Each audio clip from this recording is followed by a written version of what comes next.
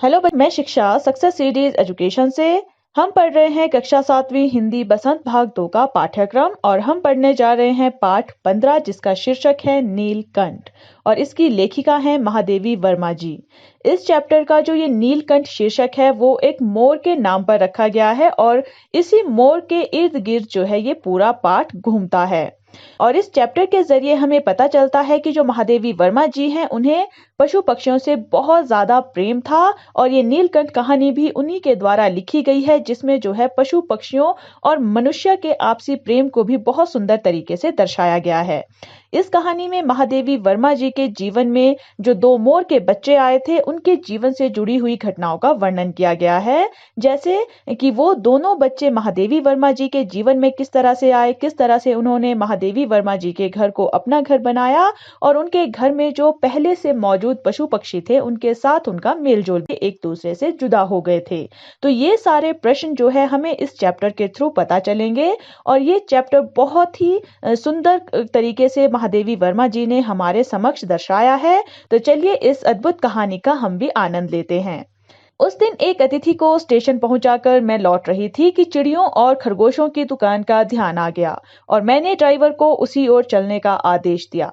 अतिथि होता है मेहमान, यानी लेखिका जो है वो हमें अपने बीते हुए किसी दिन के बारे में बता रही हैं कि वो दिन था जिस दिन जो है वो किसी मेहमान को यानी जो उनके घर में आया हुआ था उन्हें जो है स्टेशन पहुंचाकर अपने घर वापस लौट रही थी। लेकिन तभी उन्हें ध्यान आया कि उन्हें कहाँ जाना था, चिड़ियों और खरगोशों की दुकान, यानी उस दुकान पर जहां पर पशु और पक्षियों का क्रय विक्रय होता है, यानी खरीदे और बेचे जाते हैं, वहां पर उन्हें जाना था। तो इसलिए उन्होंने अपने ड्राइवर को जो है उसी ओर चलने का आदेश दिए दिया यानी ऑर्डर कर दिया। बड़े मियाँ चिड़िया वाले की दुकान के निकट पहुंचते ही उन्होंने सड़क पर आकर ड्राइवर को रुकने का संकेत दिया। मेरे कोई प्रश्न करने से पहले ही उन्होंने कहना आरंभ किया, सलाम गुरुजी, पिछली बार आने पर आपने मोर के बच्चों के लिए पूछा था। शंकरगढ़ से एक चिड़ीमार 2 मोर के बच्चे पकड़ लाया है, एक मोर है एक मोरनी, आप पाल लें। निकट होता है नजदीक और संकेत होता है निशान या चिन्ह और आरंभ होता है शुरुआत और चिड़ीमार कहा जाता है पक्षियों के क्रय विक्रय करने वाले को या फिर जो पक्षियों को पकड़ता है उन्हें खरीदने या बेचने के लिए। तो यहाँ पर जो है उस दुकान के मालिक के बारे में भी लेखिका हमें बता रही है जिनका नाम है बड़े मियाँ, यानी उन्हें बड़े मियाँ के नाम से जाना जाता है। तो जो बड़े मियाँ हैं उनकी जो दुकान है, जब लेखिका उनके निकट पहुंच गई तो वहां पर उन बड़े मियाँ ने ही सड़क पर आकर जो है ड्राइवर को रुकने का संकेत दिया, यानी उसे रुकने के लिए कहा। और जब लेखिका उनसे कुछ कहना चाह रही थी या प्रश्न पूछना चाह रही थी उससे पहले ही जो है बड़े मियाँ ने कहना आरंभ कर दिया था। और यहाँ पर हमें ये भी पता चलता है कि जो बड़े मियाँ हैं वो लेखिका को गुरुजी कहकर संबोधित करते थे, यानी गुरुजी कहकर पुकारते थे। तो जब लेखिका वहां पर पहुंची और जो बड़े मियाँ हैं वो उनसे कहते हैं कि जब वो उससे पहले यहाँ पर आई थी तो उन्होंने जो है मोर के बच्चों के लिए उनसे पूछा था, यानी उन्होंने उनसे पूछा होगा कि क्या उनकी दुकान पर मोर के बच्चे हैं, लेकिन उस वक्त वहां पर नहीं थे। लेकिन अब जो है बड़े मियाँ उन्हें बताते हैं कि जो शंकरगढ़ का एक पक्षियों को पकड़ने वाला है उसने जो है 2 मोर के बच्चे पकड़कर यहाँ पर लाए हैं, जिसमें से एक मोर है और एक मोरनी है। तो लेखिका जो है उन्हें अपने साथ ले जाकर पाल सकती हैं। मोर के पंजों से दवा बनती है, सो ऐसे ही लोग खरीदने आए थे। आखिर मेरे सीने में भी तो इंसान का दिल है, मरने के लिए ऐसी मासूम चिड़ियों को कैसे दूं? टालने के लिए मैंने कह दिया गुरुजी ने मंगवाए हैं। वैसे यह कमबख्त रोजगार ही खराब है, बस पकड़ो पकड़ो मारो मारो।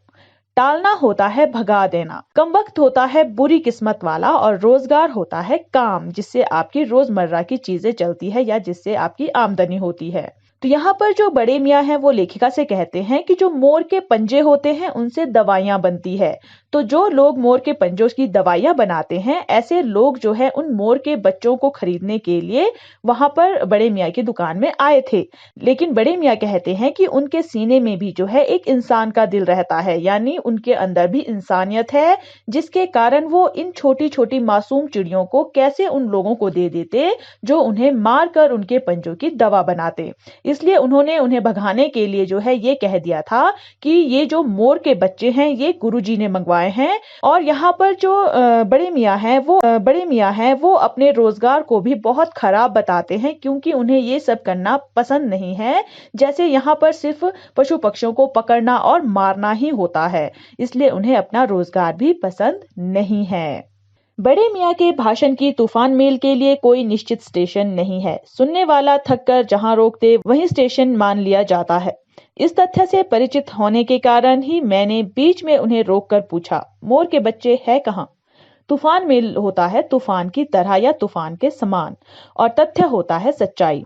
अब यहाँ पर जो बड़े मियाँ हैं उनके बारे में लेखिका बताती हैं कि वो जब बोलना स्टार्ट कर देते हैं तो उन्हें रोकना मुश्किल हो जाता है। और इस बात से जो है लेखिका परिचित थी, वो जानती थी कि जो बड़े मियाँ हैं अगर उन्हें रोका नहीं गया तो वो बस बोलते ही चले जाएंगे। इसलिए लेखिका ने जो है उन्हें उनकी बातों के बीच में ही रोक दिया और उनसे पूछ लिया कि वो तो ठीक है कि आपके पास मोर के बच्चे लेकर आया है चिड़ीमार, तो वो मोर के बच्चे उन्होंने कहाँ रखे हैं? बड़े मियाँ के हाथ के संकेत का अनुसरण करते हुए मेरी दृष्टि एक तार के छोटे से पिंजरे तक पहुंची, जिसमें तीतरों के समान 2 बच्चे बैठे थे। पिंजरा इतना संकीर्ण था कि वे पक्षी शावक जाली के गोल फ्रेम में किसी जड़े चित्र जैसे लग रहे थे। अनुसरण होता है पीछा करना और संकीर्ण होता है संकरा या बहुत तंग। पक्षी शावक कहा जाता है पक्षी का छोटा बच्चा। तो यहाँ पर जो बड़े मियाँ हैं, जब लेखिका उनसे पूछती हैं कि मोर के बच्चे कहाँ हैं, तो वो एक और जो है संकेत कर देते हैं अपने हाथ से।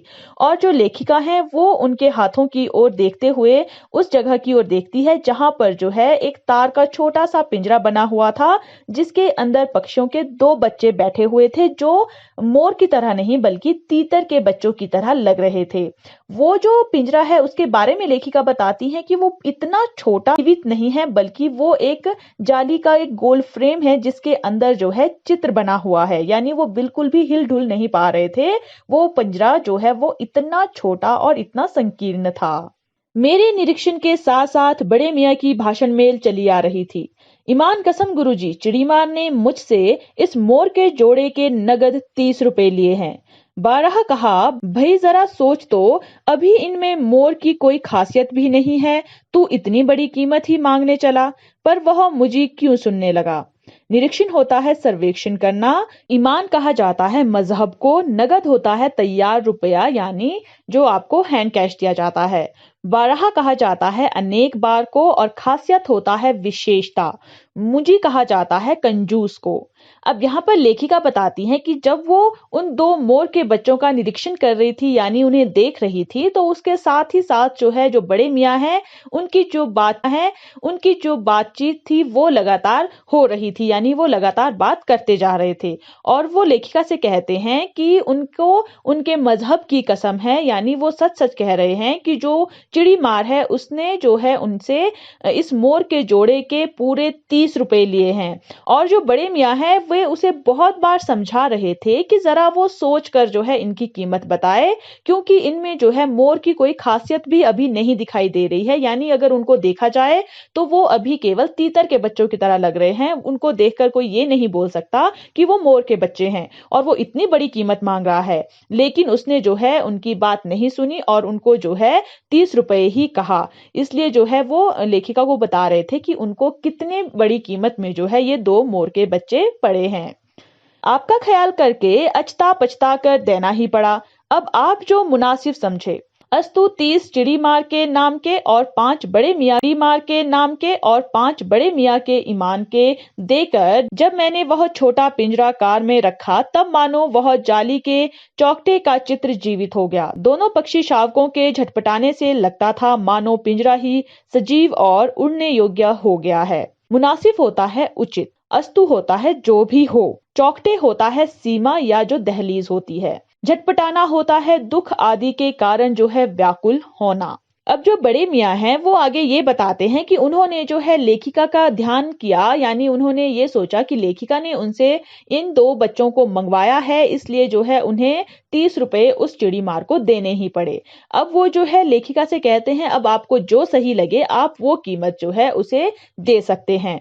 अब यहाँ पर लेखिका बताती हैं कि जो भी हो, अब जो है लेखिका ने 30 चिड़ीमार के नाम के और 5 जो है उस बड़े मियाँ के नाम के जो है उन्हें दे दिए, यानी लेखिका ने जो है 35 रुपए में उन 2 मोर के बच्चों को खरीद लिया। और जब लेखिका ने जो है उस पिंजरे को अपनी कार में रखा तो वो अचानक ही हिलने लगे, यानी अब उन्हें देखकर ऐसा लग रहा था कि वो दुख के कारण झटपटा रहे हैं, उनको अच्छा नहीं लग रहा है उस पिंजरे में। इसलिए जो है उन्हें देखकर ऐसा लग रहा था कि वो जो पिंजरा है वही जीवित हो गया है। अभी तक वो ऐसा लग रहा था जैसे वो कोई फ्रेम है, कोई चित्र है, लेकिन अब जो है ऐसा लग रहा था कि जो पिंजरा है वो उड़ने योग्य हो गया है, यानी वो उड़ने वाला है, वो जीवित हो गया है। घर पहुंचने पर सब कहने लगे, तीतर हैं, मोर कहकर ठग लिया है। कदाचित अनेक बार ठगे जाने के कारण ही ठगे जाने की बात मेरे चिढ़ जाने की दुर्बलता बन गई है। अप्रसन्न होकर मैंने कहा, मोर के क्या सुरखाब के पर लगे हैं? है तो पक्षी ही। ठगना कहा जाता है धोखा देकर लूटने को, कदाचित होता है शायद, और दुर्बलता कहा जाता है कमजोरी को। अप्रसन्न होता है, दुखी होता है कोई विशेष गुण होना। अब यहाँ पर लेखिका जब उन 2 बच्चों को लेकर जो है घर पहुंची तो वहां पर जिसने भी उन 2 मोर के बच्चों को देखा सभी लेखिका से कहने लगे कि ये जो है मोर के बच्चे नहीं हैं, तुम्हें जो है धोखा दिया गया है, ये जो है तीतर के बच्चे हैं। अब लेखिका को शायद बहुत बार जो है लोगों ने इस तरह से धोखा दिया था, जिस वजह से जो है इस तरह से जब उन्होंने बात सुनी कि उन्हें फिर से धोखा दिया गया है तो वो जो है बहुत ही ज्यादा दुखी हो गई थी। तो उन्होंने दुखी होकर जो है सबसे ये कह दिया था कि जो मोर है वो क्या कोई विशेष गुण लेकर पैदा हुआ है तो वो भी पक्षी ही, यानी उन्होंने जो भी लाए हैं उन्होंने पक्षी ही लाया है, वो पक्षी को ही पालना चाहती है। वो अंदर से बहुत ज्यादा दुखी हो गई थी, उन्हें भी ये लग गया था कि कहीं ये तीतर ही ना हो और उन्हें फिर से जो है धोखा ना दिया गया हो। चिढ़ा दिए जाने के कारण ही संभवतः उन दोनों पक्षियों के प्रति मेरे व्यवहार और यत्न में कुछ विशेषता आ गई। पहले अपने पढ़ने लिखने के कमरे में उनका पिंजरा रखकर उसका दरवाजा खोला, फिर 2 कटोरों में सत्तू की छोटी छोटी गोलियां और पानी रखा। वे दोनों चूहेदानी जैसे पिंजरे से निकलकर कमरे में मानो खो गए, कभी मेज के नीचे घुस गए, कभी अलमारी के पीछे। संभवतः कहा जाता है मुमकिन है को, और यत्न होता है कोशिश। सत्तू कहा जाता है जो भुने हुए जौ, मक्का और चने को पीसकर बनाया जाता है। तो यहाँ पर लेखिका बताती है कि जो लेखिका है वो बहुत ज्यादा दुखी हो गई थी, वो बहुत ज्यादा चिढ़ गई थी। इसी कारण जो है उन्हें ये लगता है कि उसी की ये कोशिश थी कि उन्होंने जो है उन दोनों पक्षियों को पालने में जो है बहुत ज्यादा विशेषता लाई थी, यानी वो उनका बहुत ज्यादा ध्यान रखने लग गई थी। अब सबसे पहले उन्होंने जो है उन पक्षियों को जो है अपने पढ़ने लिखने का जो उनका कमरा था, यानी एक तरह से जो उनकी लाइब्रेरी थी, वहां पर जो है उन्होंने उनका पिंजरा रखा और फिर उसका दरवाजा खोल दिया, छोटी छोटी गोलियां रख दी और उसमें पानी भी डाल दिया। अब जो है वो जो 2 पक्षी हैं वो उस छोटे से पिंजरे से जो है एकदम से बाहर निकल गए और वो जो है कमरे में इधर उधर भागने लगे, क्योंकि वो अभी डर रहे थे। उन्हें जो है आदमियों की या फिर मनुष्यों की आदत नहीं थी, जिस कारण से वो जो है उस कमरे में छुप रहे थे। कभी वो मेज के नीचे घुस जाते थे और कभी जो है अलमारी के पीछे चले जाते थे। एक तरह से वो गुम हो गए थे, वो जो है कहीं पर भी दिखाई नहीं देते थे, वो छुप गए थे। अंत में इस लुका छुपी से थक कर उन्होंने मेरे रद्दी कागजों की टोकरी को अपने नए बसेरे का गौरव प्रदान किया। 2-4 दिन वे इसी प्रकार दिन में इधर उधर गुप्तवास करते और रात में रद्दी की टोकरी में प्रकट होते रहते। फिर आश्वस्त हो जाने पर कभी मेरी मेज पर, कभी कुर्सी पर और कभी मेरे सिर पर अचानक आविर्भूत होने लगे। रद्दी होता है फालतू सामान और आश्वस्त कहा जाता है विश्वस्त को, यानी जब विश्वास आपको हो जाए, और आविर्भूत होता है प्राकट्य, यानी आपके एकदम सामने प्रकट हो जाना। अब लेखिका बताती हैं कि लास्ट में जब वो इस तरह से लुका छुपी खेल कर थक गए थे, यानी जब वो इस तरह से छुप छुपा कर थक गए थे, तो उन्होंने जो है लास्ट में जो लेखिका की कागजों की फालतू जो कागज उन्होंने फेंक रखे थे किसी डस्टबिन में, उन्होंने जो है वहां पर अपना नया घर बना दिया, यानी अब जो है उन्होंने वहां पर रहना शुरू कर दिया। उन्होंने एक तरह से उसे अपना घोंसला बना दिया था। तो लेखिका बताती है कि 2-4 दिन के बाद जो है ये सारी चीजें बंद हो गई थी, क्योंकि अब जो है उन्हें विश्वास हो गया था लेखिका पर, उन्हें जो है वहां पर अच्छा लगने लगा था। अब जो है वो लेखिका के ही मेज पर कभी दिखाई देते थे, कभी लेखिका की कुर्सी पर होते थे, यहाँ तक कि कभी कभी जो है वो लेखिका के सिर पर भी अचानक से प्रकट हो जाते थे, यानी कहीं से भी जो है जंप करके लेखिका पर आ जाते थे। इस तरह से अब उन दोनों के बीच जो है आपस में बहुत ही ज्यादा प्रेम शुरू हो गया था।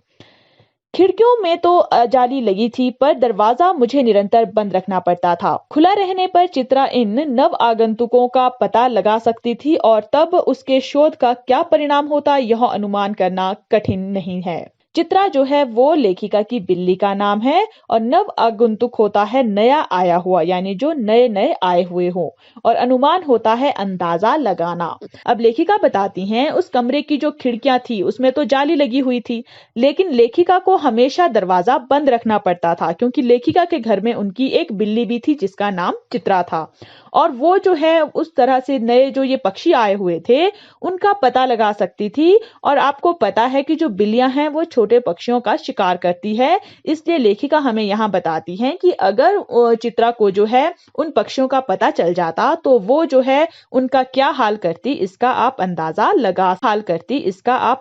लगा सकते हैं। वैसे वह चूहों पर भी आक्रमण नहीं करती, परंतु यहाँ तो दो सर्वथा अपरिचित पक्षियों की अनधिकार चेष्टा का प्रश्न था। उसके लिए दरवाजा बंद रहे और ये दोनों ऐरे गैरे मेरी मेज को अपना सिंहासन बना ले, यह स्थिति चित्रा जैसी अभिमानी मार्जरी के लिए असह्य ही कही जाएगी। आक्रमण होता है हमला और अनधिकार होता है अधिकार का ना होना। अभिमानी कहा जाता है घमंडी को, और मार्जरी जो है वो बिल्ली के लिए प्रयुक्त होता है, और असह्य होता है असहनीय, यानी जो सहन करने योग्य ना हो। तो यहाँ पर लेखिका अपनी बिल्ली के बारे में बताती हैं कि जो उनकी बिल्ली चित्रा है वो कभी भी चूहों तक पर हमला नहीं करती थी, लेकिन यहाँ पर जो बात है वो ऐसे दो पक्षियों की है जिनको जो है वो अपनी ओर से ये अधिकार नहीं दे सकती थी, क्योंकि उसके लिए जो है दरवाजा बंद रहे और उसकी दृष्टि में जो ये ऐरे गहरे थे, यानी जो अभी नए नए आए थे, वो जो है ली थी वो चित्रा के लिए बहुत ही असहनीय थी। वो जो है ऐसी स्थिति को सहन नहीं कर सकती थी, इसलिए जो है लेखिका को चित्रा को उन दोनों से दूर रखना था, कहीं चित्रा जो है उन्हें अपना प्रतिद्वंदी ना समझे और उन पर हमला ना कर ले, क्योंकि जो चित्रा है वो एक स्वाभिमानी यानी बहुत ही घमंडी बिल्ली थी। जब मेरे कमरे का कायाकल्प चिड़ियाखाने के रूप में होने लगा, तब मैंने बड़ी कठिनाई से दोनों चिड़ियों को पकड़कर जाली के बड़े घर में पहुंचाया, जो मेरे जीव जंतुओं का सामान्य निवास है। कायाकल्प होता है काया पलट होना और निवास होता है आवास। तो यहाँ पर लेखिका बताती हैं कि जब उन दो मोर के बच्चों ने उनके कमरे का जो है बिल्कुल ही काया पलट कर दिया, यानी उस कमरे को जो है पूरा चिड़ियाघर बना दिया, यानी तोड़ फोड़ इधर उधर सामान बिखेर देते थे वो, तो उसको देखकर ऐसा लगता था कि वो कोई लाइब्रेरी नहीं है, कोई कमरा नहीं है, बल्कि चिड़ियाघर है। तब जो है लेखिका ने बहुत ही कठिनाई से उन दोनों को पकड़कर जो है एक बड़े जाली घर में पहुंचा दिया था, जहां पर जो है लेखिका ने दूसरे जीव जंतुओं को भी रखा हुआ था, यानी जहां पर लेखिका ने अपने सभी पालतू जानवरों का निवास स्थान बनाया हुआ था। दोनों नव आगंतुकों ने पहले से रहने वालों में वैसा ही कौतूहल जगाया जैसा नववधु के आगमन पर परिवार में स्वाभाविक है। लक्का कबूतर नाचना छोड़कर दौड़ पड़े और उनके चारों ओर घूम घूम कर गुटरगू की रागिनी आलापने लगे। बड़े खरगोश सभ्य सभासदों के समान क्रम में बैठकर गंभीर भाव से उनका निरीक्षण करने लगे। ऊन के गेंद जैसे छोटे खरगोश उनके चारों ओर उछल कूद मचाने लगे। तोते मानो भली भांति देखने के लिए एक आंख बंद करके उनका परीक्षण करने लगे। उस दिन मेरे चिड़ियाघर में मानो भूचाल आ गया। कौतूहल होता है आश्चर्य। नववधु कहा जाता है नई दुल्हन को, आगमन होता है प्रवेश, स्वाभाविक होता है प्राकृतिक, रागिनी कहा जाता है संगीत को, और अलापना होता है सुर मिलाना, सभ्य होता है संस्कारी, और निरीक्षण करना होता है जांच परख करना, भली भांति होता है अच्छी प्रकार से। तो जब लेखिका ने उन 2 मोर के बच्चों को वहीं पर बड़े जाली का जो घर है जहां पर और भी पशु पक्षी रखे गए थे लेखिका के द्वारा, जब वहां पर उन्हें ले जाया गया तो वहां पर भी वो जो है नए थे और उन्होंने जो है वहां पर उसी तरह से सब में आश्चर्य जगा दिया था। जिस तरह से जब आपके घर में कोई नई दुल्हन आती है तो जो परिवार के सदस्य होते हैं उनमें जैसा आश्चर्य होता है, कौतूहल होता है, जिज्ञासा होती है, उसी तरह से जो है उन दोनों के वहां पर आने पर हो गया था। अब लेखिका वहां पर रहने वाले पशु पक्षियों के बारे में बताती है कि उन्होंने किस तरह से जो है थे वो नाचना छोड़कर जो है उनके चारों ओर घूम घूम कर जो है अपनी आवाज में, यानी जैसे गुटरगू जो है कबूतर करते हैं, उस तरह से जो है सुर मिलाने लगे थे। और जो खरगोश हैं, जो बड़े वाले हैं, वो तो एक जगह पर लाइन बनाकर जो है संस्कारी जो सभासद होते हैं उनकी तरह बैठकर जो है उनकी जांच परख करने लग गए थे कि वो कैसे हैं, कौन है, कहां से आए हैं। और जो छोटे खरगोश हैं वो उछल कूद कर रहे थे और उनको देखकर ऐसा लग रहा था जैसे ऊन के गोले जो है या ऊन के जो गेंद है वो उछल रहे हों। और जो तोते हैं वो जो है अच्छी तरह से उन्हें देखने के लिए ऐसा लग रहा था जैसे एक आंख बंद करके जो है अच्छी तरह से उन 2 मोर के बच्चों को देख रहे हों। लेखिका बताती हैं कि वहां पर उस दिन जो है उनके चिड़ियाघर में ऐसा लग रहा था जैसे भूचाल आ गया हो। धीरे धीरे दोनों मोर के बच्चे बढ़ने लगे। उनका कायाकल्प वैसा ही क्रमशः और रंगमय था जैसा इल्ली से तितली का बनना क्रम हुआ। और इल्ली कहा जाता है जैसे जो तितलियां आदि होती हैं उनके अंडों से निकलने के बाद की जो अवस्था होती है। तो यहाँ पर लेखिका बताती हैं कि जो मोर के बच्चे हैं वो धीरे धीरे बड़े हो रहे थे। उनका जो शरीर का विकास था वो भी क्रम के अनुसार ही हो रहा था और बहुत ही सुंदर, यानी ऐसा लग रहा था रंगों से भरा हुआ हो, क्योंकि जो मोर है वो आपको पता है कि कितना सुंदर पक्षी होता है, उसके पूरे शरीर पर रंग होते हैं, इसलिए उनका जो कायाकल्प था, उनका जो विकास था वो भी रंगों से भरा हुआ लग रहा था। और ऐसा लग रहा था जैसे जो तितलियां आदि हैं जब वो अपने अंडे से निकलती है तो उसके बाद जो उनकी अवस्था होती है उसी तरह से जो मोर है उनकी भी वही अवस्था थी, यानी वो भी बहुत ही सुंदर तरीके से बड़े हो रहे थे। मोर के सिर की कलगी और सघन ऊंची और चमकीली हो गई, चोंच अधिक बिकम और पैनी हो गई, गोल आंखों में इंद्रनी की नीलाभ द्वितीय झलकने लगी, लंबी नील हरित ग्रीवा की हर भंगिमा में धूप छाई तरंगे उठने गिरने लगी। कल्लगी जो है वो कहा जाता है कुछ पक्षियों के सिर पर जो पर और बालों आदि से जो गुच्छा बना होता है, यानी मोर के सिर पर भी आपने देखा होगा एक ताज सा बना होता है, उसको कलगी कहा जाता है। सघन होता है घना होना और बकिम कहा जाता है तिरछे को, पैनी होता है नुकीली और द्वितीय कहा जाता है चमक को, नील हरित होता है नीली और हरी और ग्रीवा कहा जाता है गर्दन को, भंगिमा होता है कलापूर्ण शारीरिक मुद्रा और धूप छाई यानी धूप और छांव जैसी। अब यहाँ पर लेखिका जो है मोर के विकास के बारे में हमें बता रही है, यानी जो मोर है वो किस तरह से बड़ा हो रहा था। तो जो मोर है उसके सिर की जो कलगी है वो बहुत ही घनी हो गई थी और वो चमकीली और ऊंची हो गई थी, और जो मोर की चोंच है वो भी थोड़ी सी तिरछी और पैनी हो गई थी, यानी जैसे मोर की चोंच होती है। और उसकी जो आंखें हैं वो गोल हो गई थी और उसमें हल्का नीला रंग जो है उसकी चमक दिखने लगी थी। और जो उसकी गर्दन है उसमें जो है नीली और हरी जो भंगिमाएं उठ रही थी, यानी जो ऐसा लग रहा था जब वो अपना कलापूर्ण शारीरिक मुद्रा बनाता था यानी नाचने की कोशिश करता था, तो जो उसकी गर्दन है उसमें नीली और हरी जो छांव दिखती थी वो ऐसी थी जैसे धूप और छांव उठती है, यानी जैसे कभी उसमें हरा रंग दिखता था और कभी उसमें नीला रंग दिखता था, यानी उसमें दोनों रंग आपस में मिले जुले दिखते थे। वो बहुत ही सुंदर तरीके से बड़ा हो रहा था। दक्षिण वाम दोनों पंखों में स्लेटी और सफेद आलेखन स्पष्ट होने लगे, पूंछ लंबी हुई और उसके पंखों पर चंद्रिकाओं के इंद्रधनुषी रंग उद्दीप्त हो उठे। रंग रहित पैरों को गर्वीली गति ने एक नई गरिमा से रंजित कर दिया। उसका गर्दन ऊंची कर देखना विशेष भंगिमा के साथ उसे नीची कर दाना चुगना, पानी पीना, टेढ़ी कर शब्द सुनना आदि क्रियाओं में जो सुकुमारता और सौंदर्य था उसका अनुभव देखकर ही किया जा सकता है। गति का चित्र नहीं आंका जा सकता। आलेखन होता है लिखन क्रिया, उद्दीप्त होता है जागृत होना और गरिमा होता है गौरव। रंजित कहा जाता है आनंदित होने को और सुकुमारता होता है कोमलता। अब यहाँ पर लेखिका आगे मोर के बारे में वर्णन करती हुई कहती है कि उनके जो दक्षिण और वाम यानी जो पंख थे उसमें जो है स्लेटी और सफेद रंग का ऐसा प्रतीत हो रहा था जैसे कुछ लिखा गया हो। उसकी पूंछ लंबी हो गई थी और उसके जो पंख थे उसमें चांद की तरह जो है इंद्रधनुषी रंग जागृत होने लग गए थे, यानी जो अर्धचंद्र होता है उसमें जो है ऐसा लग रहा था जैसे इंद्रधनुषी रंग जो है वो भर दिए गए हों। लेकिन जो पैर हैं वो रंग रहित थे, उसमें कोई रंग नहीं था, लेकिन फिर भी जो उसकी गर्वीली गति है उसने जो है उसे गौरव प्रदान कर दिया था। ये जो है बहुत ही आनंदित कर देने वाला दृश्य था।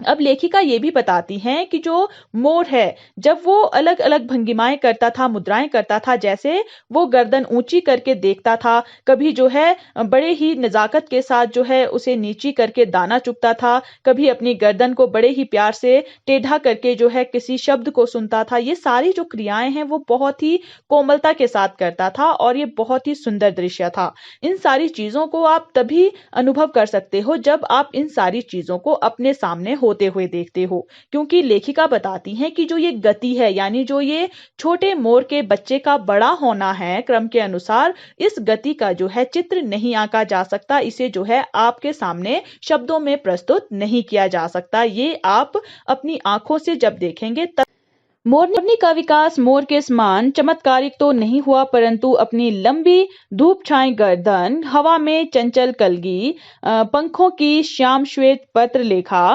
मंथर गति आदि से वह भी मोर की उपयुक्त सहचारिणी होने का प्रमाण देने लगी। नीलाभ ग्रीवा के कारण मोर का नाम रखा गया नीलकंठ और उसकी छाया के समान रहने के कारण मोरनी का नामकरण हुआ राधा। चमत्कारिक होता है अलौकिक। मंथर गति कहा जाता है धीमी गति को। सहचारिणी होता है साथ रहने वाली सखी या पत्नी। प्रमाण कहा जाता है सबूत को। नीलाभ होता है हल्का नीला। अब लेखिका मोरनी के बारे में बताती हैं कि जो मोरनी है उसका जो विकास है वो मोर की तरह अलौकिक तो नहीं हुआ था, यानी जैसा मोर का विकास हुआ था बहुत ही चमत्कारिक रूप से, उस तरह से तो वैसा कुछ नहीं हुआ था मोरनी के साथ। लेकिन मोरनी भी जो है अपनी जो लंबी गर्दन थी जिसमें जो है उसी तरह से छांव और धूप के समान जो है अलग अलग रंग प्रतीत होते थे, यानी हरा और नीला रंग उसमें भी प्रतीत होता था। उसकी जो कलगी है वो भी हवा में चंचल रूप से लहराती रहती थी। उसके जो पंख हैं वो भी जो है सफेद और काले रंग से ऐसा लगता था जैसे उसमें कुछ लिखा गया हो। और उसकी जो धीमी गति है, इन सारी चीजों से वो भी जो है मोर के साथ रहने वाली एक उसकी सहचारिणी का जो सबूत है वो प्रमाण देती थी। और जो नीलकंठ है वो नाम रखा गया था मोर का, और वो क्यों रखा गया था, क्योंकि उसकी जो गर्दन है वो हल्की नीली थी, इसीलिए उसका नाम नीलकंठ रखा लेखिका ने। और जो मोरनी है उसका नाम रखा राधा, क्योंकि वो हमेशा उसकी छाया की तरह उसके साथ रहती थी, इसलिए जो है उनके नाम नीलकंठ और राधा रखे गए। मुझे स्वयं ज्ञात नहीं कि कब नीलकंठ ने को चिड़ियाघर के निवासी जीव जंतुओं का सेनापति और संरक्षक नियुक्त कर लिया। सवेरे ही वह सब खरगोश, कबूतर आदि की सेना एकत्र कर उस ओर ले जाता जहां दाना दिया जाता है, और घूम घूम कर मानो सबकी रखवाली करता रहता। किसी ने कुछ गड़बड़ की और वह अपनी तीखे चोंच प्रहार से उसे दंड देने दौड़ा। निवासी होता है रहने या बसने वाला। सेनापति कहा जाता है सेना नायक को, यानी जो सेना का आधिपत्य करता है। संरक्षक कहा जाता है आश्रय देने वाले को या शरण देने वाले को। चोंच प्रहार होता है चोंच से हमला करना। अब लेखिका बताती हैं कि उनको खुद भी ये पता नहीं चला कि जो नीलकंठ है उसने कब जो है अपने आप को जो चिड़ियाघर है उसका सेनापति बना दिया था, या फिर अपने आप को जो है दूसरों को शरण देने वाला बना दिया था। क्योंकि वो सुबह उठते ही सवेरे ही जब पक्षियों को दाना दिया जाता है तो वो सबको जो है खरगोश, कबूतर, जितने भी वहां पर पक्षी थे सबका जो है सेना की तरह सबको अपने साथ लेकर जो है वहां पर पहुंच जाता था, और खुद जो है इधर उधर घूमता रहता था जैसे वो सबकी रखवाली कर रहा है। अगर किसी पक्षी ने कुछ गड़बड़ कर दी तो समझो वो जो है अपने चोंच का हमला करके जो है उसे दंड देने के लिए दौड़ पड़ता था, यानी वो बहुत ही ज्यादा कठोर व्यवहार उनके साथ करता था। खरगोश के छोटे बच्चों को वह चोंच से उनके कान पकड़कर ऊपर उठा लेता था और जब तक वे आर्त क्रंदन न करने लगते उन्हें उधर से लटकाए रखता। कभी कभी उसकी पैनी चोंच से खरगोश के बच्चों का कर्णवेधन संस्कार हो जाता था, पर वे फिर कभी उसे क्रोधित होने का अवसर ना देते थे। आर्त क्रंदन होता है करुणा और व्यथा से लिप्त होना, और अधर कहा जाता है शरीर के निचले भाग को। कर्णवेध कहा जाता है कान को छेदना। अब लेखिका बताती हैं कि जो नीलकंठ है वो जो है खरगोश के छोटे बच्चे जब कुछ गड़बड़ कर देते थे तो उन्हें जो है अपनी चोंच से उनके कान को पकड़कर जो है ऊपर उठा देता था, और जब तक वे जो है करुणा से या व्यथा से जो है लिप्त नहीं हो जाते थे या जोर जोर से रोना शुरू नहीं कर देते थे, तब तक जो है वो उनको अपने शरीर के निचले भाग में लटकाए रखता था, यानी वो उन्हें अपनी चोंच से पकड़ कर रखता था। और कभी कभी जो है उसकी उस पेनी चोंच के कारण जो है खरगोश के बच्चों के कान में छेद भी हो जाते थे, लेकिन उसके बाद जो है वो बच्चे कभी भी जो है मोर को यानी उस नीलकंठ को जो है क्रोधित होने का अवसर जो है उसे प्रदान नहीं करते थे, यानी वो कभी भी जो है कुछ भी गड़बड़ नहीं करते थे। दंड विधान के समान ही उन जीव जंतुओं के प्रति उसका प्रेम भी असाधारण था। प्राय वह मिट्टी में पंख फैलाकर बैठ जाता और वे सब उसकी लंबी पूंछ और सघन पंखों में छुआ-छावल सा खेल खेलते रहते थे। दंड विधान होता है दंड की व्यवस्था। और अब यहाँ पर लेखिका बताती हैं कि जो नीलकंठ है भले ही वो उनके साथ बहुत रूढ़ व्यवहार करता था, लेकिन उसके साथ ही साथ उसका जो उन जीव जंतुओं के प्रति प्रेम था वो भी बहुत असाधारण था, यानी वो उनको दंड भी देता था लेकिन उनसे प्यार भी बहुत ज्यादा करता था, क्योंकि वो हमेशा ही अपने पंखों को मिट्टी में फैलाकर बैठ जाता था, जिसके कारण जो खरगोश के छोटे छोटे बच्चे हैं वो जो है उसकी लंबी पूंछ और उसके घने पंखों के बीच जो है लुका छुपी का खेल खेलते रहते थे। ऐसी ही किसी स्थिति में एक सांप जाली के भीतर पहुंच गया। सब जीव जंतु भागकर इधर उधर छिप गए। केवल एक शिशु खरगोश सांप की पकड़ में आ गया। निगलने के प्रयास में सांप ने उसका आधा पिछला शरीर तो मुंह में दबा रखा था, शेष आधा जो बाहर था उसे ची ची का स्वर भी इतना तीव्र नहीं निकल सकता था कि किसी को स्पष्ट सुनाई दे सके। अब यहाँ पर लेखिका बताती हैं कि एक दिन एक ऐसी स्थिति हो गई जिसमें जो एक सांप है वो उस जाली घर के अंदर आ गया, और उसको देखकर जितने भी जीव जंतु थे वो इधर उधर छिप गए, लेकिन एक छोटा खरगोश जो है वो उस सांप की पकड़ में आ गया, और जो सांप है वो उसे निगल रहा था और उसका जो आधा शरीर है पिछला वो सांप के मुंह में दबा हुआ था, जिसके कारण जो छोटा बच्चा है खरगोश का उसके मुंह से जो है ची ची का जो स्वर है, यानी वो जो आवाज कर रहा था अपने आप को बचाने के लिए, वो जो है किसी को भी स्पष्ट रूप से सुनाई नहीं दे पा रहा था। नीलकंठ दूर ऊपर झूले में सो रहा था। उसी के चौकन्ने कानों ने उस मध्य स्वर की व्यथा पहचानी और वह पूंछ पंख समेटकर सर से एक झपटे में नीचे आ गया। संभवतः अपनी सहज चेतना से ही उसने समझ लिया होगा कि सांप के फन पर चोंच मारने से खरगोश भी घायल हो सकता है। चौकन्ने होता है सतर्क और व्यथा, और सहज होता है जन्मजात। तो यहाँ पर लेखिका बताती हैं कि जो खरगोश का बच्चा था वो भले ही बहुत धीमे स्वर में ची ची कर रहा था, लेकिन जो नीलकंठ है वो झूले के ऊपर सो रहा था। उसने जो है अपने जो चौकन्ने कान है उसने उसके द्वारा भी जो है उस धीमे स्वर की जो पीड़ा है उसको पहचान लिया था, और वो समझ गया था कि कोई ना कोई संकट में है, जिसके कारण वो झपटे से जो है नीचे आ गया। उसने अपने पंख अपनी पूंछ समेट ली थी, और ये जो है संभव है कि उसने अपनी जो उसकी जन्मजात चेतना है उससे ये समझ लिया था कि अगर वो सांप के फन पर प्रहार करेगा अपनी चोंच से, तो जो खरगोश का बच्चा है वो भी घायल हो सकता है। उसने सांप को फन के पास पंजों से दबाया और फिर चोंच से इतने प्रहार किए कि वह अधमरा हो गया। पकड़ ढीली पड़ते ही खरगोश का बच्चा मुंह से निकल तो आया, परंतु निश्चेष्ट सा वहीं पड़ा रहा। निश्चेष्ट होता है बेहोश। अब जब नीलकंठ ने ये समझ लिया था कि अगर वो सांप के फन पर चोट करेगा तो उससे जो है खरगोश का बच्चा भी घायल हो सकता है। इसलिए नीलकंठ ने जो है सांप के फन के पास जो है पहले उसे पंजे से दबाया और फिर जो है अपनी चोंच से इतने प्रहार किए उस पर कि वो अधमरा हो गया, जिसके कारण उसकी पकड़ ढीली हो गई और जो खरगोश का बच्चा है वो उसके मुंह से बाहर आ गया। लेकिन वो जो है बेहोश वहीं पर पड़ा रहा, यानी वो भागने की स्थिति में नहीं था।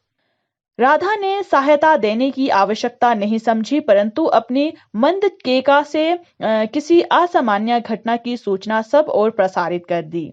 माली पहुंचा, फिर हम सब पहुंचे। नीलकंठ जब सांप के 2 खंड कर चुका तब वह शिशु खरगोश के पास आया और रात भर उसे पंखों के नीचे रखे उष्णता देता रहा। केका कहा जाता है मोर की कूक या पुकार को। असामान्य होता है असाधारण, और प्रसारित कहा जाता है फैलाने को। उष्णा होता है गर्मी। अब लेखिका बताती है कि जो राधा है उसने नीलकंठ को सांप को मारने के लिए सहायता देना आवश्यक नहीं समझी, क्योंकि उसे पता था कि जो नीलकंठ है वो सांप को अच्छे से मजा चखा सकता है। लेकिन उसने जो है अपनी धीरे धीरे जो उसकी कूक है, जो उसकी पुकार है, उससे सभी को जो है ये बता दिया कि यहाँ पर कुछ असाधारण घटना घट रही है, जिससे वहां पर पहले माली पहुंचा और उसके बाद लेखिका और सभी जो है वहां पर पहुंच गए। और उन्होंने देखा कि जब नीलकंठ जो है उस सांप के 2 टुकड़े कर चुका था, उसके बाद वो उस छोटे खरगोश के बच्चे के पास गया और रात भर जो है उसे अपने पंखों के नीचे छुपाकर जो है उसे गर्मी देता रहा ताकि वो ठीक हो जाए।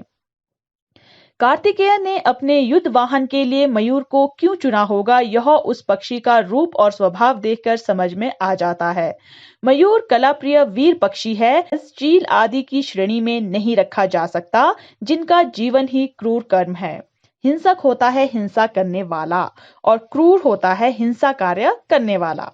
अब यहाँ पर लेखिका हमें बताती है कि जो कार्तिकेय भगवान हैं उन्होंने अपने युद्ध वाहन के रूप में मयूर को क्यों चुना है, ये सब जो है उस पक्षी को यानी मोर का रूप देखकर, उसका स्वभाव देखकर जो है हम समझ सकते हैं। क्योंकि जो मोर है वो एक कला प्रिय पक्षी तो है ही, वो साथ ही साथ बहुत वीर भी है, यानी बहुत ही बहादुर है। वो केवल हिंसक नहीं है, यानी कभी कभी वो नुकसान पहुंचाता है किसी किसी को, लेकिन वो कभी भी जो है किसी को बेवजह नुकसान नहीं पहुंचाता है। इसलिए जो है मोर को बाज, चील आदि पक्षियों की श्रेणी में नहीं रखा जाता, क्योंकि जो बाज, चील पक्षी हैं इनका जीवन ही हिंसक कार्य करने के लिए हुआ है। यानी ये जो पक्षी हैं ये बहुत ही ज्यादा हिंसक हैं, ये दूसरे पशु पक्षियों को नुकसान पहुंचाते हैं।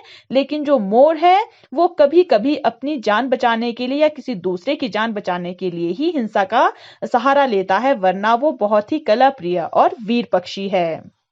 नीलकंठ में उसकी जातिगत विशेषताएं तो थी ही, उनका मानवीकरण भी हो गया था। मेघों की सांवली छाया में अपने इंद्रधनुष के गुच्छे जैसे पंखों को मंडलाकार बनाकर जब वह नाचता था, तब उस नृत्य में एक सहजात लय ताल रहता था। आगे पीछे दाहिने बाएं क्रम से घूमकर वह किसी अलक्ष्य सम पर ठहर ठहर जाता था। जातिगत होता है जाति संबंधी और मंडलाकार कहा जाता है गोलाकार को। सहजात होता है साथ साथ जन्म लेने वाला और अलक्ष्य होता है जिसका कोई लक्ष्य ना बनाया गया हो। सम होता है बराबर। अब लेखिका बताती हैं कि जो नीलकंठ है उसमें उसकी जाति से संबंधित विशेषताएं तो थी ही, यानी जो मोर की विशेषताएं होती है करण भी हो गया था, यानी उसके बारे में जो है उन्होंने साक्षात अपने सामने देख लिया था। और जब मेघ आते थे, जब बादल आते थे, जब उसकी सांवली छाया यानी जब काले बादल, जो बारिश वाले बादल होते हैं, वो जब मंडराते थे, तो जो नीलकंठ है वो अपने जो इंद्रधनुष के समान उसके पंख थे उनको जो है गोलकार बनाकर नाचने लग जाता था। उसका जो नृत्य है ऐसा लगता था जैसे उसकी जो लय ताल है वो उसके साथ साथ ही जन्म ली है उन्होंने, यानी जो नीलकंठ है वो जन्मजात ही ऐसे नृत्य करने के लिए प्रसिद्ध हुआ है। उसकी ये जाति संबंधी विशेषता है, ये उसके नृत्य को देखकर बिल्कुल प्रतीत होता था। वो जो है कभी आगे पीछे दाएं बाएं वो क्रम से घूमता रहता था और ऐसा लगता था जैसे वो कहीं ऐसी जगह पर ठहर रहा है जिसका कोई लक्ष्य उसने नहीं बनाया है, यानी वो अपने ही लय ताल में जो है वो घूम घूम कर नाचा करता था। राधा नीलकंठ के समान नहीं नाच सकती थी, पर ही लय ताल में जो है वो घूम घूम कर नाचा करता था। राधा नीलकंठ के समान नहीं नाच सकती थी, परंतु उसकी गति में भी एक छंद रहता था। वह नृत्यमग्न नीलकंठ की दाहिनी ओर के पंख को छूती हुई बाईं ओर निकल जाती थी और बाएं पंख को स्पर्श कर दाहिनी ओर। इस प्रकार उसकी परिक्रमा में भी एक पूरक ताल परिचय मिलता था। नृत्य मग्न होता है नाचने में खोए हुए, और परिक्रमा होता है किसी वस्तु के चारों ओर घूमना या चक्कर लगाना, और पूरक होता है पूरा करने वाला। अब यहाँ पर लेखिका राधा के बारे में बताती हैं कि जो राधा है वो नीलकंठ के समान तो नहीं नाच सकती थी, लेकिन उसकी जो नाचने की गति थी वो भी बहुत ही सुंदर थी। क्योंकि वो जो है, जो नीलकंठ जब नाच में खोया हुआ होता था तो वो जो है उसके दाहिने पंख को पहले छूकर बाईं ओर निकल जाती थी और फिर बाएं पंख को छूकर जो है दाहिनी ओर आ जाती थी। वो इसी तरह जो है उसकी परिक्रमा करती रहती थी, उसके चक्कर थी, और इस तरह से चक्कर लगाते हुए भी ऐसा लगता था कि वो जो है बहुत ही सुंदर नृत्य कर रही है। नीलकंठ ने कैसे समझ लिया कि उसका नृत्य मुझे बहुत भाता है, यह तो नहीं बताया जा सकता, परंतु अचानक एक दिन वह मेरे जाली घर के पास पहुंचते ही अपने झूले से उतरकर नीचे आ गया और पंखों का सतरंगी मंडलाकार छाता तान कर नृत्य की भंगिमा में खड़ा हो गया। तब से यह नृत्य भंगिमा नित्य का क्रम बन गई। सतरंगी कहा जाता है 7 रंगों वाला। अब लेखिका बताती हैं कि नीलकंठ को ना जाने ये कैसे पता चल गया कि लेखिका को उसका जो नृत्य है वो बहुत ज्यादा पसंद है, क्योंकि एक दिन जो है अचानक ही जब लेखिका उस जाली घर के पास पहुंची तो जो नीलकंठ है वो अपने झूले से नीचे उतर गया और उसने जो है अपने पंखों को मंडलाकार बना दिया, यानी गोलाकार उसका छाता सा बनाकर जो है लेखिका के सामने जो है नृत्य की भंगिमा में खड़ा हो गया। और तब से पास पहुंचती तो नीलकंठ जो है उसी तरह से अपने पंखों को फैलाकर खड़ा हो जाता था। ये सब बताता है कि उसे कहीं ना कहीं ये आभास हो गया था कि जो लेखिका है उसे नीलकंठ का नृत्य पसंद है, इसलिए वो बार बार जो है उस मुद्रा को बनाया करता था। बसंत में जब आम के वृक्ष सुनहली मंजरियों से लद जाते थे, अशोक नए लाल पल्लवों से ढक जाता था, तब जाली घर में वह इतना अस्थिर हो उठता कि उसे बाहर छोड़ देना पड़ता। सुनहली होता है सोने के रंग की। मंजरियां कहा जाता है आम्र पुष्प को, यानी आम के फूलों को। अशोक जो है वो वर्ष भर हरा रहने वाला एक वृक्ष है, और नए पल्लव होता है नए निकले हुए कोमल पत्तों का समूह। अब यहाँ पर लेखिका बताती हैं कि जब बसंत का समय आता था, जब बसंत ऋतु आती थी, जब जो है आम के वृक्षों पर जो है सोने के रंग के छोटे छोटे आम के फूल आ जाते थे, और जो अशोक का वृक्ष है जो साल भर हरा भरा रहता था, उसमें भी जो है नए पत्ते निकलने शुरू हो जाते थे। तो जो नीलकंठ है वो जाली घर में बहुत ही ज्यादा अस्थिर हो जाता था, बेचैन हो जाता था, जिस वजह से उसे जो है बाहर छोड़ देना पड़ता था। पराए मेरे साथ कोई ना कोई देशी विदेशी अतिथि भी पहुंच जाता था और नीलकंठ की मुद्रा को अपने प्रति सम्मान पूर्वक समझकर विस्मयाभिभूत हो उठता था। कई विदेशी महिलाओं ने उसे परफेक्ट जेंटलमैन की उपाधि दे डाली। जिस नुकीली पेनी चोंच से वह भयंकर विषधर को खंड खंड कर सकता था, उसी से मेरी हथेली पर रखे हुए भुने चने ऐसी कोमलता से हौले हौले उठाकर खाता था कि हंसी भी आती थी और विस्मय भी होता था। फलों के वृक्षों से अधिक उसे पुष्पित और पल्लवित वृक्ष भाते थे। विस्मयाभिभूत होता है आश्चर्य, और पुष्पित होता है जिसमें फूल। तो लेखिका बताती है कि हमेशा ही कभी ना कभी उनके साथ कोई ना कोई या तो विदेशी अतिथि होता था या कोई देशी मेहमान उनके साथ पहुंचा हुआ होता था, जो नीलकंठ की इस तरह की जो नाचने वाली उसकी मुद्रा वो बनाता था। उनको देखकर उन्हें ऐसा लगता था कि वो उनके प्रति जो है सम्मान दिखा रहा है, जिसको देखकर वो बहुत ही ज्यादा आश्चर्यचकित हो जाते थे। कई विदेशी महिलाओं ने जो है नीलकंठ को परफेक्ट जेंटलमैन कहकर पुकारा था। लेखिका बताती हैं कि जो उसकी पैनी चोंच थी, जिससे वो एक विषधर को यानी सांप के जिसके टुकड़े कर सकता था, उससे जो है लेखिका की हथेली में रखे हुए जो भुने चने हैं उनको बहुत ही कोमलता से धीरे धीरे उठाकर खाता था, जिसको देखकर लेखिका को हंसी भी आती थी और आश्चर्य भी होता था कि किस तरह से वो अपनी इस पेनी चोंच से इतनी कोमलता से जो है उन भुने चनों को उठा सकता है, जिससे वो जो है एक सांप के टुकड़े भी कर सकता है, जो है एक सांप के टुकड़े भी कर सकता है। अब लेखिका ये भी बताती हैं कि जो नीलकंठ है उसे जो है फलों के वृक्षों से ज्यादा जो है फूल लगे हुए और हरे भरे जो लहराते हुए पेड़ होते हैं वो उसे ज्यादा पसंद थे। यानी वो फलों के वृक्षों को उतना अधिक पसंद नहीं करता था जितना जो है फूल वाले वृक्षों को और हरे भरे लहराने वाले वृक्षों को पसंद करता था। नीलकंठ और राधा की सबसे प्रिय ऋतु तो वर्षा ही थी। मेघों के उमड़ आने से पहले ही वे हवा में उनकी सजल आहट पा लेते थे और तब उनकी मंद केका की गूंज अगूंज तीव्र से तीव्रतर होती हुई मानो बूंदों के उतरने के लिए सोपान पंक्ति बनाने लगती थी। मेघ के गर्जन के ताल पर ही उनके तन्मय नृत्य का आरंभ होता। सजल होता है जल से युक्त यानी जल से भरे हुए, और गूंज अंगूज होता है टकरा कर लौटने वाली ध्वनि, यानी जैसे प्रतिध्वनि कहा जाता है, जैसे आप एक बार चिल्लाना है वो वापस कहीं से टकरा कर आता है, उसको कहते हैं गूंज या अनुगूंज। तीव्र से तीव्रतर यानी तेज से और तेज यानी तीक्ष्णता कहा जाता है इसे, और सोपान होता है सीढ़ी, तन्मय होता है व्यस्त। तो यहाँ पर लेखिका बताती हैं कि जो नीलकंठ और राधा है, भले ही उन्हें बसंत ऋतु भी पसंद थी, लेकिन उनकी सबसे प्रिय ऋतु जो थी वो थी वर्षा ऋतु।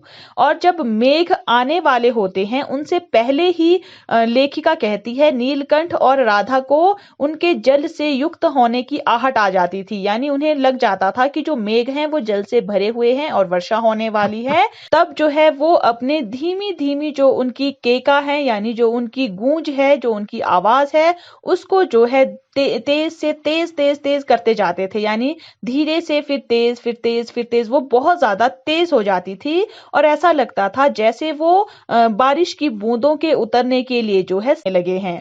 और जो मेघ हैं उसके गर्जन जब होती थी तो उसी के ताल पर जो है उनका नृत्य शुरू हो जाता था, यानी वो अपने नाचने में जो है व्यस्त हो जाते थे। और फिर मेघ जितना अधिक गरजता, बिजली जितनी अधिक चमकती, बूंदों की रिमझिमाहट जितनी तीव्र होती जाती, नीलकंठ के नृत्य का वेग उतना ही अधिक बढ़ता जाता और उसकी केका का स्वर उतना ही मृद से मृदतर होता जाता। अब लेखिका बताती हैं कि जब जो है बादल अधिक गरजते और बिजली और ज्यादा चमकती और जैसे बूंद की जो तीव्रता है वो और ज्यादा होती रहती, उसी तरह से नीलकंठ का जो नृत्य है वो भी जो है ज्यादा ज्यादा बढ़ता जाता था और उसकी जो आवाज है, उसकी जो गूंज है वो धीमे से धीमे होती जाती थी, वो अपने नाचने में ज्यादा व्यस्त हो जाता था। वर्षा के थम जाने पर वह दाहिने पंजे पर दाहिना पंख और बाएं पर बाएं हो जाता था। वर्षा के थम जाने पर वह दाहिने पंजे पर दाहिना पंख और बाएं पर बायां पंख फैलाकर सुखाता। कभी कभी वे दोनों एक दूसरे के पंखों से टपकने वाली बूंदों को चोंच से पी पी कर पंखों का गीलापन दूर करते रहते। इस आनंदोत्सव की रागिनी में बेमेल स्वर कैसे बज उठा, यह भी एक करुण कथा है। आनंदोत्सव होता है आनंद मनाना और बेमेल होता है जिसका किसी से मेल ना बैठता हो, और करुण होता है दुख। अब लेखिका बताती हैं कि जब बारिश थम जाती थी तब नीलकंठ जो है अपने दाहिने पंजे को दाहिने पंख पर और बाएं को जो है बाएं पंख पर फैलाकर सुखाता था। कभी कभी जो है दोनों एक दूसरे के पंखों से जो बूंदें टपकती थी उनको जो है पी पी कर जो है अपने एक दूसरों के पंखों का गीलापन दूर करते रहते थे। इसी में जो है वे आनंद बनाते रहते थे, यानी वो बहुत ही ज्यादा था। उसका जो ये संगीत बना हुआ था उसमें ना जाने कहां से एक ऐसा स्वर बैठ गया, उसमें ना जाने कहां से एक ऐसा स्वर आ गया जिसने जो है उनके इस संगीत को बिगाड़ दिया। ये भी जो है एक करुण कथा है, ये एक बहुत ही दुखद कथा है जो लेखिका हमें आगे बताएंगी। एक दिन मुझे किसी कार्य से नखास कोने से निकलना पड़ा और बड़े मियाँ ने पहले के समान कार को रोक लिया। इस बार किसी पिंजरे की ओर नहीं देखूंगी, यह संकल्प करके मैंने बड़े मियाँ की विरल दाढ़ी और सफेद डोरे से कान में बंधी ऐनक को ही अपने ध्यान में केंद्र बनाया। पर बड़े मियाँ के पैरों के पास जो मोरनी पड़ी थी उसे अनदेखा करना कठिन था। मोरनी राधा के समान ही थी। उसके मूंछ से बंधे दोनों पंजों की उंगलियां टूटकर इस प्रकार एकत्रित हो गई थी कि वह खड़ी नहीं हो सकती थी। नखास कोना कहा जाता है प्राचीन काल में पशु पक्षियों या दासों का जहां पर क्रय विक्रय किया जाता था, उस स्थान को कहा जाता है नखास कोना। संकल्प होता है दृढ़ निश्चय करना, विरल कहा जाता है पतले को, और मूंछ होता है सरकंडे का छिलका जिससे रस्सी तैयार की जाती है। अब यहाँ पर लेखिका बताती हैं कि एक दिन जो है उन्हें किसी काम से जो है उस स्थान से निकलना पड़ा जहां पर पशु पक्षियों का क्रय विक्रय किया जाता है, और बड़े मियाँ ने जो है पहले की तरह ही उनकी कार को रोक लिया था। अब लेखिका ने ये दृढ़ निश्चय कर लिया था कि इस बार वो किसी पिंजरे की ओर नहीं देखेंगी और कोई भी पशु पक्षी अपने घर नहीं ले जाएंगी। इसलिए उन्होंने जो है, जो बड़े मियाँ हैं उनकी जो पतली दाढ़ी है और उनके जो ऐनक है जो सफेद डोरे से उनके कान में बंधी रहती है, उसको ही जो है अपने ध्यान में रखा, यानी उसको ही देखती रही ताकि वो इधर उधर अपना ध्यान ना ले जाए। लेकिन बड़े मियाँ के पैरों के पास जो है एक मोरनी पड़ी हुई थी जिसको लेखिका अनदेखा नहीं कर पाई, चला गया। वो जो मोरनी है वो राधा के ही समान थी, लेकिन उसके जो पैर हैं वो सरकंडे के छिलके से बनी हुई रस्सी से बंधे हुए थे। उसकी जो उंगलियां हैं वो टूटकर इकट्ठी हो गई थी, जिसके कारण वो खड़ी भी नहीं हो पा रही थी। बड़े मियाँ की भाषण मेल फिर दौड़ने लगी। देखिए गुरुजी, कमबख्त चिड़ीमार ने बेचारी का क्या हाल किया है। ऐसे कभी चिड़िया पकड़ी जाती है? आप ना आई होती तो मैं उसी के सिर पर इसे पटक देता, पर आपसे भी यह अधमरी मोरनी ले जाने को कैसे कहूं।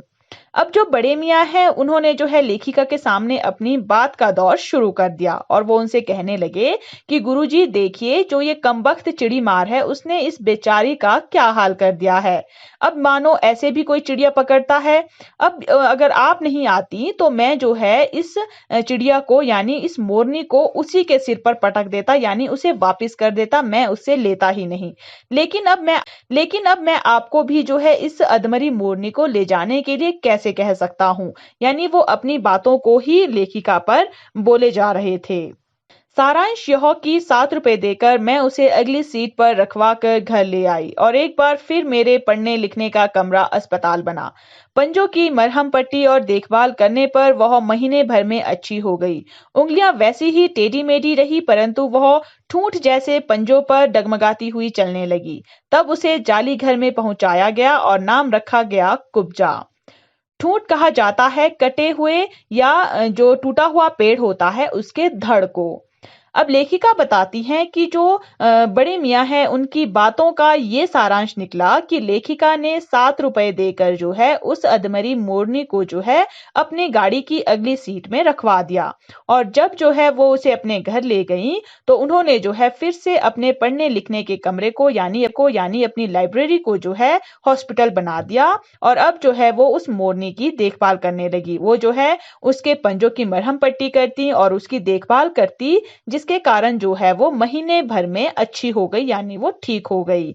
लेकिन उसकी जो उंगलियां हैं वो वैसी ही टेढ़ी मेढ़ी रही क्योंकि वो टूट गई थी, परंतु उसकी जो वो उंगलियां हैं, उसके जो पैर है वो किसी कटे हुए पेड़ के धड़ की तरह लग रहे थे, जिससे वो डगमगाती हुई चलने लगी थी। तब जो है लेखिका ने उसे भी जो है उस जाली घर में पहुंचा दिया था जहां पर जो है और भी पशु पक्षी रखे गए थे। नाम अनुरूप वह स्वभाव से भी कुब्जा ही प्रमाणित हुई। अब तक नीलकंठ और राधा साथ रहते थे, अब कुब्जा उन्हें साथ देखते ही मारने दौड़ती। चोंच से मार मार कर उसने राधा की कलगी नोच डाली, पंख नोच डाले। कठिनाई यह थी कि नीलकंठ उससे दूर भागता था और वह उसके साथ रहना चाहती थी। ना किसी जीव जंतु से उसकी मित्रता थी, ना वह किसी को नीलकंठ के समीप आने देना चाहती थी। अब लेखिका बताती हैं कि जो कुब्जा थी वो अपने नाम के अनुसार ही जो है कुब्जा प्रमाणित हुई, यानी उसका स्वभाव भी जो है बहुत ही बुरा था।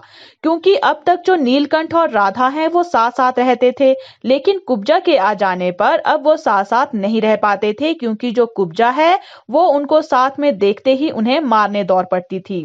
और चोंच से मार मार कर उसने जो है राधा की कलगी को तोड़ दिया था, उसके पंख नोच डाले थे। और सबसे बड़ी कठिनाई ये थी कि जो नीलकंठ है वो उससे दूर जाता था, लेकिन कुब्जा जो है वो नीलकंठ के रहना चाहती थी। ना तो कुब्जा की किसी जीव जंतु से मित्रता हुई थी और ना ही वो किसी जीव जंतु को नीलकंठ के समीप आने देना चाहती थी, यानी वो जो है नीलकंठ के साथ अकेले ही रहना चाहती थी। उसी बीच राधा ने 2 अंडे दिए, जिनको वह पंखों में छिपाए बैठी रहती थी।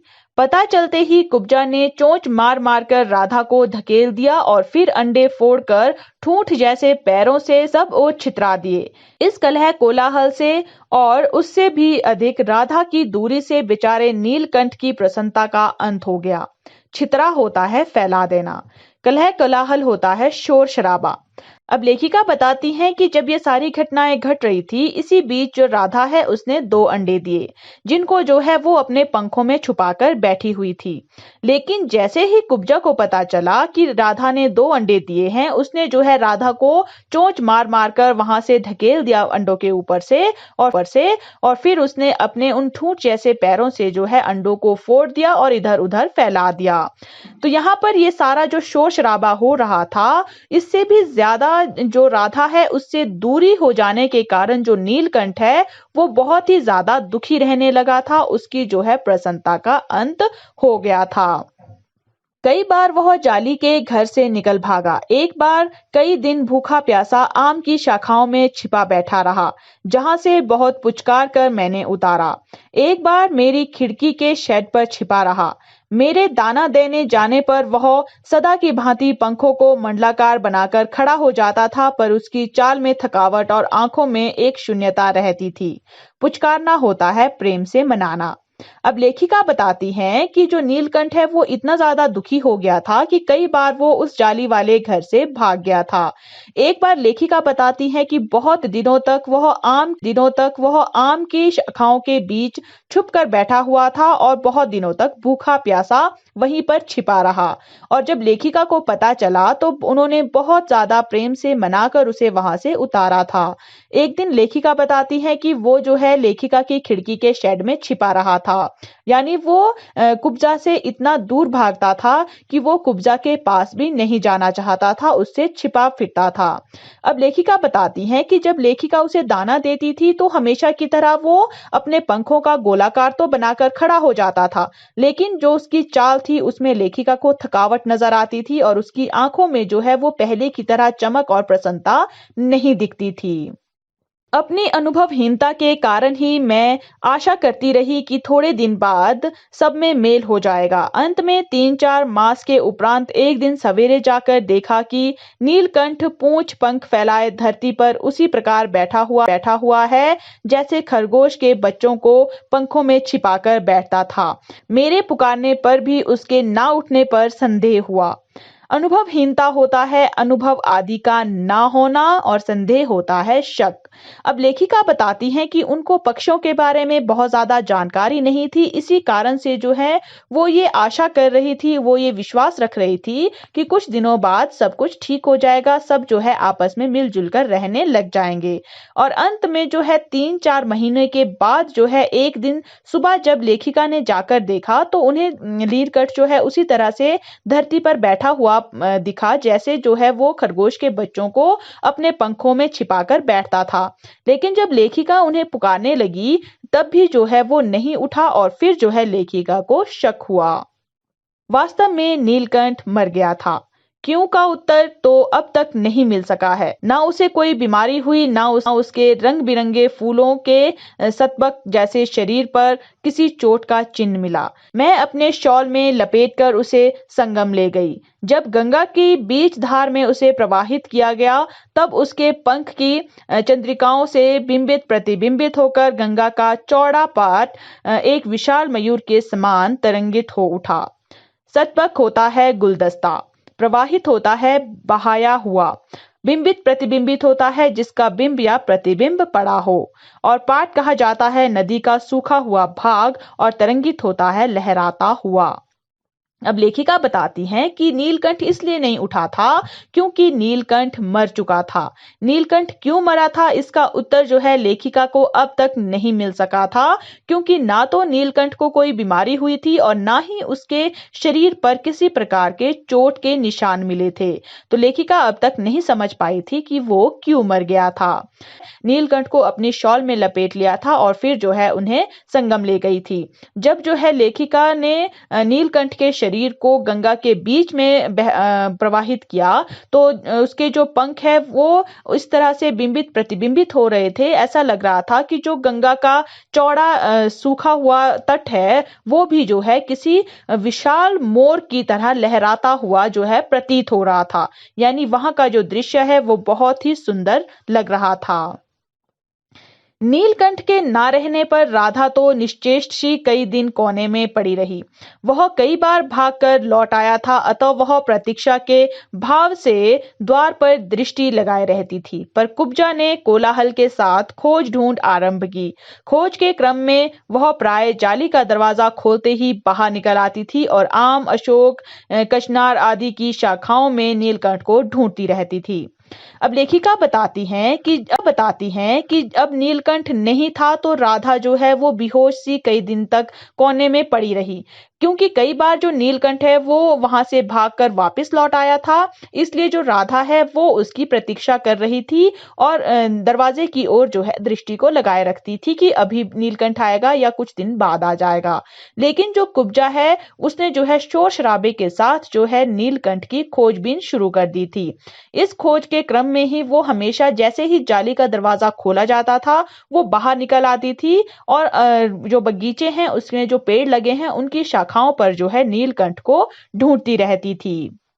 एक दिन आम से उतरी ही थी कि कजली, जो लेखिका की अल्सेशियन कुत्ती है, सामने पड़ गई। स्वभाव के अनुसार उसने कजली पर भी चोंच से प्रहार किया। परिणामतः कजली के 2 दांत उसकी गर्दन पर लग गए। इस बार उसका कलह, कोलाहल और द्वेष प्रेम भरा जीवन बचाया ना जा सका, परंतु इन 3 पक्षियों ने मुझे पक्षी प्रकृति की विभिन्नता का जो परिचय दिया है वह मेरे लिए विशेष महत्व रखता है।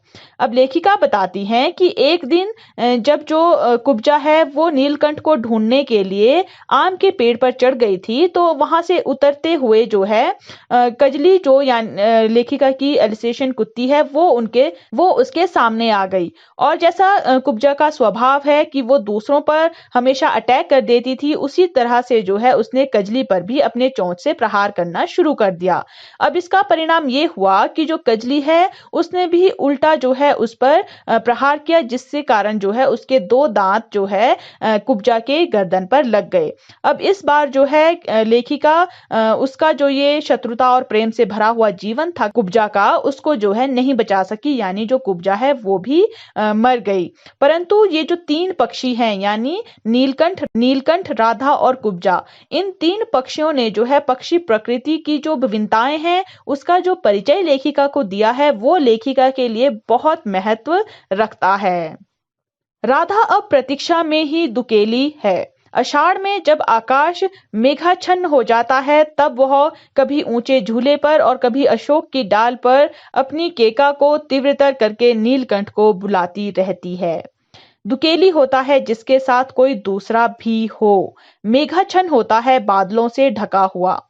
अब लेखिका यहाँ पर बताती हैं कि जो राधा है अब वो नीलकंठ की प्रतीक्षा में दुकेली हो गई थी, यानी अब उसके साथ कोई दूसरा भी था। ये ऐसा उसे इसलिए कहा गया है क्योंकि जो राधा है वो नहीं जानती थी कि जो नीलकंठ है वो मर चुका है। उसे ये लगता था कि जो नीलकंठ है वो कहीं भाग गया है, वो वापस आ जाएगा राधा के पास। इसलिए लेखिका ने यहाँ पर दुकेली शब्द का यूज किया है।